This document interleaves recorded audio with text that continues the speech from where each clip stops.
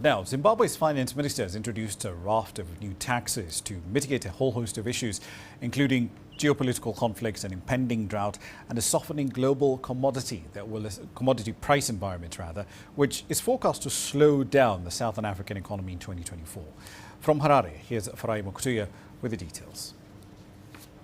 Zimbabwe's finance minister, Professor Mthuli Ncube, projects a 3.5% growth in 2024, down from 5.5% this year. To mitigate the economic headwinds, he's proposed new levies to finance a budget that has jumped from 4.3 trillion Zimbabwe dollars to 58.2 trillion Zimbabwe dollars, the equivalent of $10 billion US. The beauty about those taxes is most of them are ring-fenced.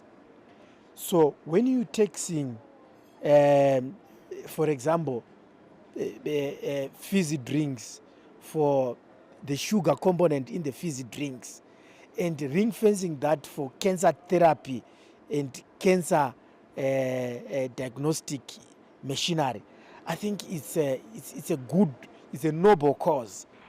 However, there's been an outcry over the other taxes, including a 1 percentage point increase in corporate income tax to 25%, a wealth tax that will see homeowners with properties worth $100,000 US or more pay 1% of the value annually, as well as higher road toll fees. It also shows you that as a government, the tax structure is quite lean in terms of how the government can actually generate revenues. A new requirement that allows only VAT-registered businesses to procure goods from manufacturers is meant to target the informal sector. Dozens of small informal shops have mushroomed in downtown Harare, and they've recently overtaken formal retail outlets. If this budget is approved, they will be required to be tax compliant if they are to stay in business. The measure may have some unintended consequences. To me, I think it's a good idea, but must be implemented 1 January 2028.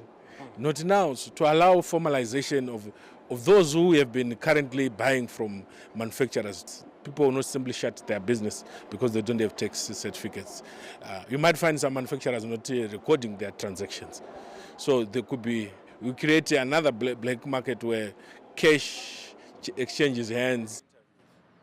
All lithium miners have been given up to March 2024 to submit beneficiation plans as the country bids to maximize revenues from the globally strategic mineral.